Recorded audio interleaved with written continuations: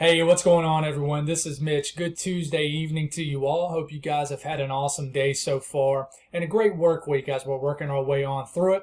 I got you a pretty big and also very important update on the tropics tonight. We're going to talk about all the model runs and talk about how consistent they have been over the last 24 to 48 hours. You know, the trend throughout the 2022 hurricane season has been we'll have one scary 12 to 24 hour period of model runs, and then it'll go back to showing hardly nothing, then go back to it, and eventually it ends up not always being most of the time as bad as what it seems. But I can tell you, there's some concerning trends over the last 48 hours and some threatening trends, definitely there, and they have continued throughout the day. Nothing has changed from last night, but there's a couple new things to talk about. We're going to just give you the latest and greatest information, talk about the Euro GFS Icon Canadian model. And then more importantly, guys, we're going to break down what's going to promote this to rapidly intensify potentially and what it's going to do in the short term and what it means in the short term, how that affects the long term, because it's going to be a simple way to explain this, but I want to explain it the best way as possible. I don't want to come in here and just show you a bunch of crazy model runs and then dip out. I really want to explain what's going on. In the beginning of the video, though, we're going to talk about Fiona because we got the folks in Bermuda, Nova Scotia, Newfoundland that could be impacted heavily by Fiona. So if you want to skip ahead to the second half of the video, we're going to discuss 98L, which will most likely, about a 95-100% chance be Hermine. I've been saying Herman, but it's Hermine. Gaston has been taken this afternoon. We'll talk about it also. If you guys have not subscribed, certainly consider doing that. Like the video if you like it. It goes a long way. I really appreciate the support. I can't say this enough. Hit me up on Twitter or Facebook, guys. It's a great way to stay up to date. Link is below the video. Link is right here in the header also. And if you guys got anything that I can pray about, pray over, please put it in the comments below. It gives me an opportunity to pray over it, and it gives others an opportunity to do so too. Guys, I've been trying to make my intro shorter, but it's just, to me, and I've had a couple complaints on it, but it's a great kickstart for me. It flows me into the videos, and it's just the way I've always done it. So if it bothers you guys, go on and skip it. I don't blame you, but it gives me a great flow into the video, so it helps me out to discuss this much better with you guys. But here it is. It looks like peak season out here, and we're certainly still in peak season. This took Gaston today, so this is going to check the G name off the hurricane list, and this isn't going to bother anybody. We talked about this potential this morning and last night. And then we have this. It has an 80% chance to develop in the next 5 days.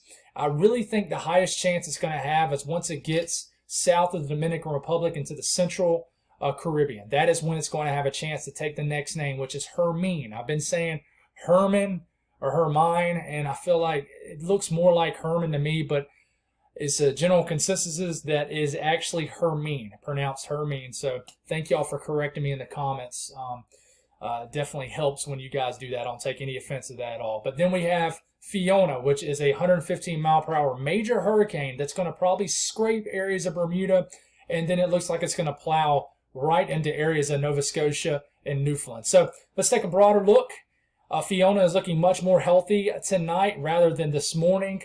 The eye, it underwent what we call an eye replacement cycle, which means literally the eye falls apart and really kind of redevelops itself. And this weakens the storm. It didn't weaken it much, really, if any at all, but it did technically make the millibars rise, which symbolized the storm did actually weaken a little bit, but it has a cleared out eye again.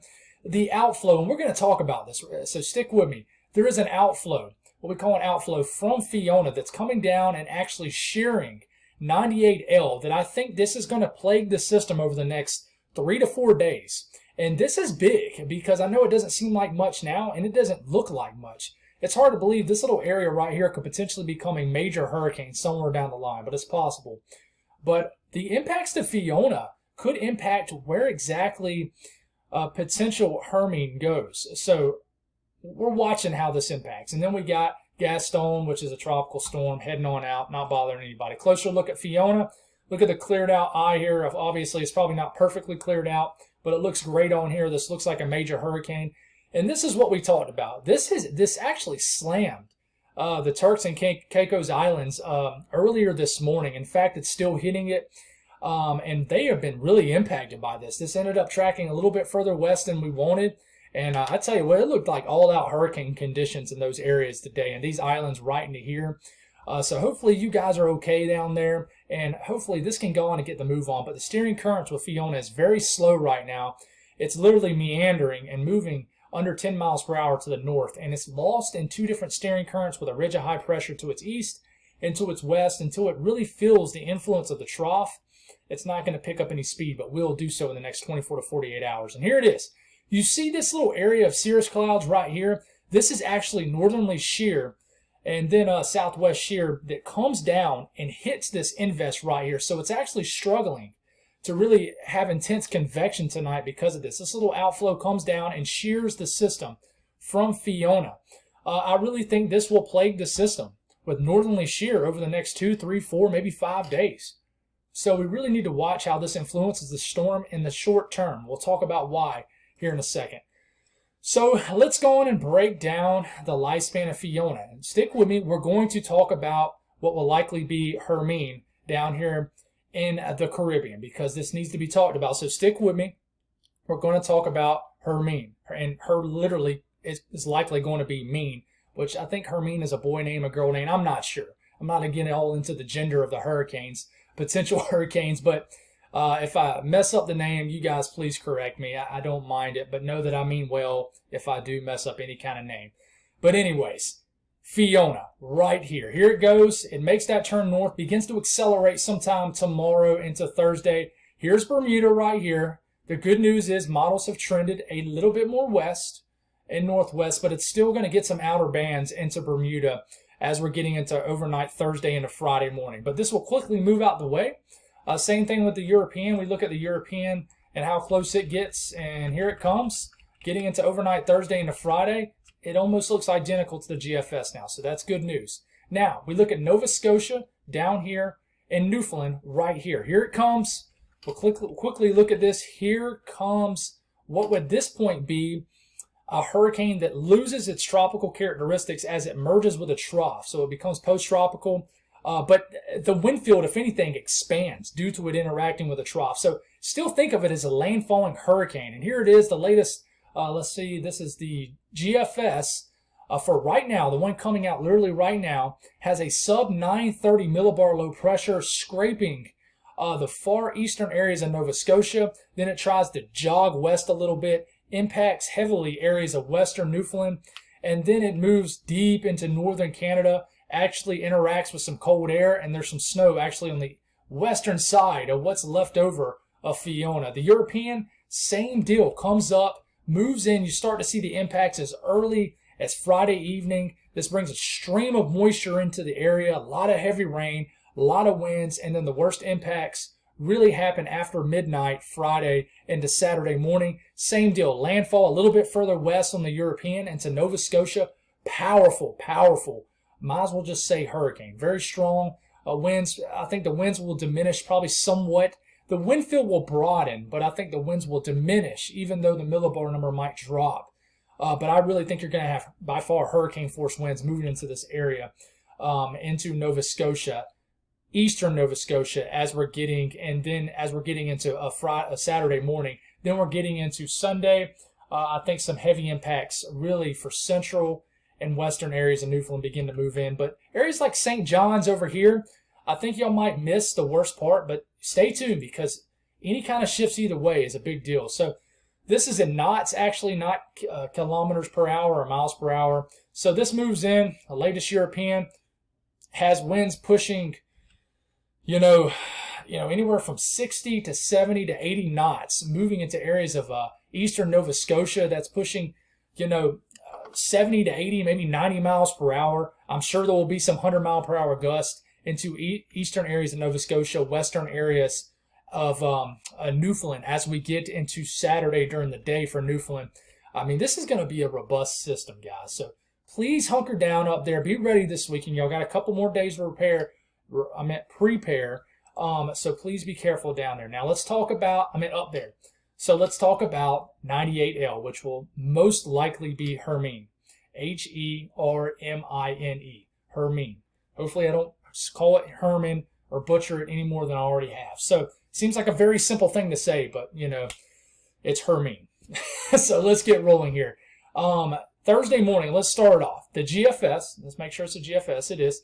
GFS has this low pressure down here. I can tell you in the short term, the GFS has become much more weaker and nodded its head towards the European. And I can tell you it makes sense. I think this is going to struggle. I think it's going to remain a invest or tropical depression probably through the weekend. I mean, I wouldn't be surprised at all. It's going to take until it gets right into this area for development. Take a look at the latest GFS. This kind of meanders in the Eastern Caribbean, gets south of the Dominican Republic, Puerto Rico, Dominican Republic. I think y'all will be okay. Nothing to worry about. And as this moves over, this is going to move over the Windward Islands and bring some showers and some gusty winds. Not a big deal. But it's still going to be getting hit by northerly shear. But as it starts to get into the Central Caribbean, well south of Jamaica, it's going to gain some strength. And due to the lack of steering currents, it begins to create its own steering or control its own destiny, if you will.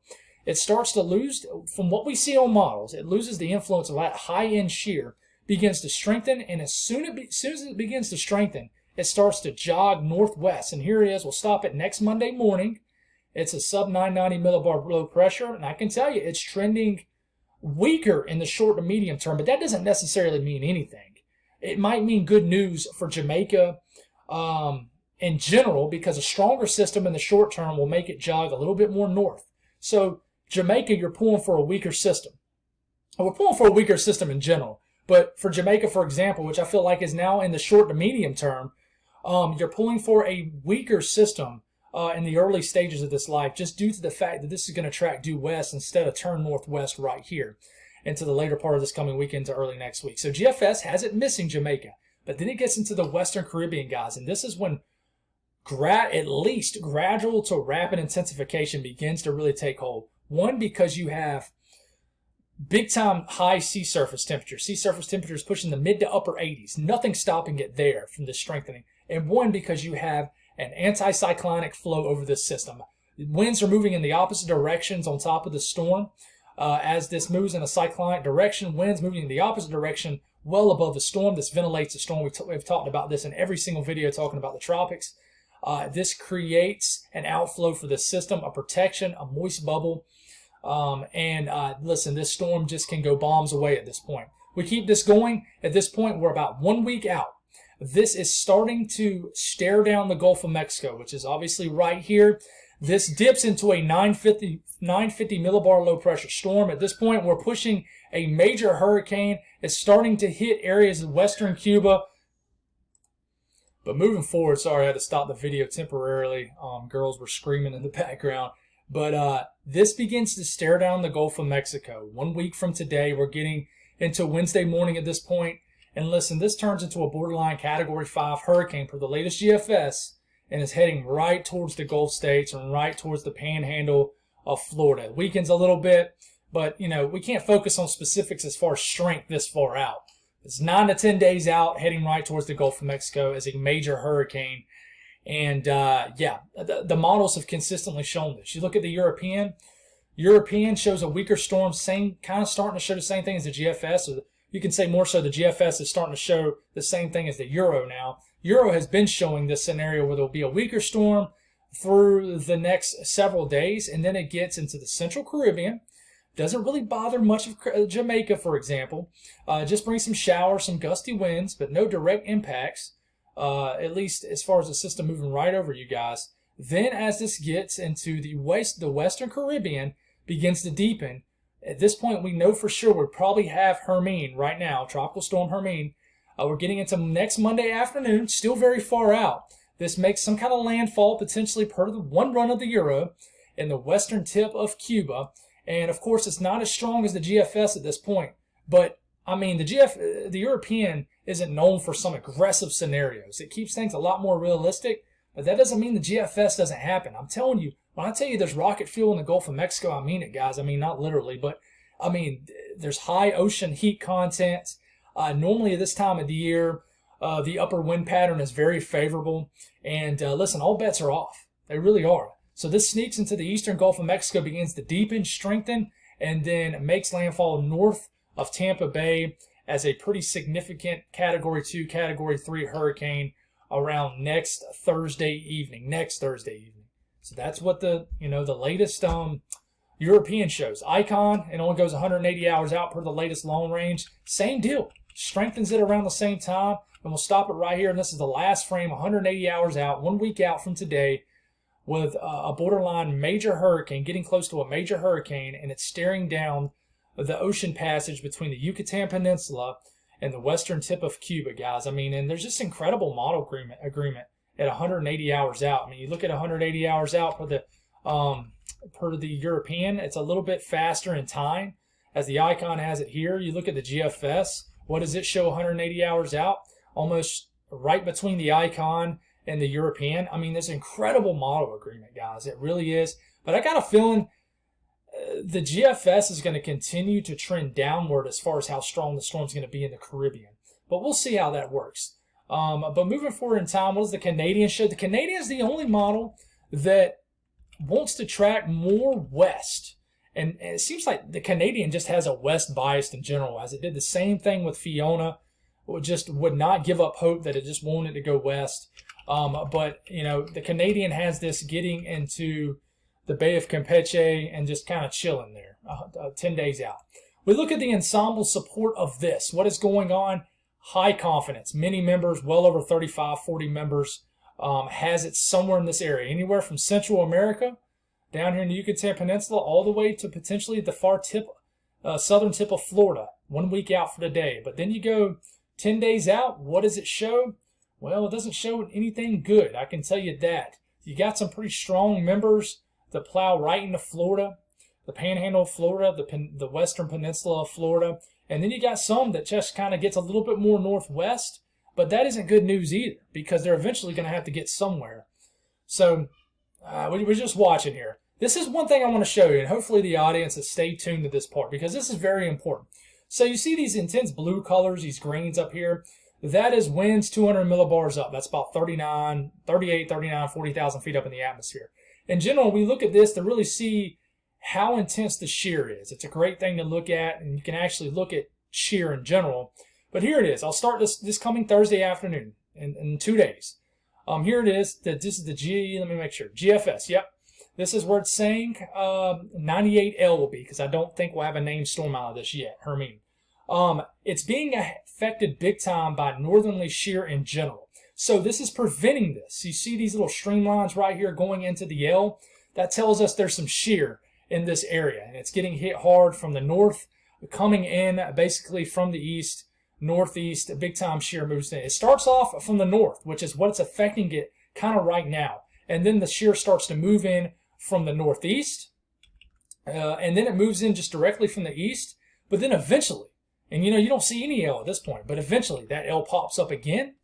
It gets out the influence of the shear, I think, being created even at this point by Fiona. This outflow kind of coming down and almost tail whipping this invest, but then it gets into the central Caribbean, and then it gets under an anticyclonic flow. You notice none of this really blue is around, and if it is, that's just its own energy being created, if you will, and all bets are off at this point, guys. Light steering currents. Upper wind pattern is incredibly favorable in the central and western Caribbean, and then the only thing that might dampen it is maybe some kind of trough maybe in the Gulf of Mexico. But listen, I mean the upper wind pattern, and we already know sea surface temperatures are there, but the upper wind pattern, once this gets into the central to western Caribbean, all bets are off. If you're wondering what's steering this, it's pretty simple. In general, here it is. This is the GFS. Here's what the GFS is showing for Saturday afternoon. Shows whatever's here. Is it Tropical Storm Hermine? Is it just an invest-still depression? We know it's not going to be a hurricane at this point, but it's well south. It's closer. It's closer. Make sure I don't say South Africa. It's closer to South America than it is the Dominican Republic. It's that far south in latitude. So if it stays weaker, there being light steering currents down here. If it stays weaker for longer, it'll track more west for longer. If it gets stronger quicker, which I think it can in the central and western Caribbean due to the upper wind pattern, it's going to create its own steering currents. There's no big time ridging up here. There's troughing, but it's way up here. It's eventually going to feel this weakness. So there's not any kind of big time ridge right here. There's really not. So this keeps moving. Nothing's really stopping it from turning northeast. It almost feels the weakness from this trough right here. And all bets are off. I mean, at this point, it's just chilling. It gets stronger, so it gains more latitude. But like I said, the longer it stays weak, the more it has a chance to go west into Central America. But the quicker it gets strong, however strong it gets, however the stronger it gets, the quickest, the more northwest it's going to go. So that's what we got to watch out for, guys. And there it is.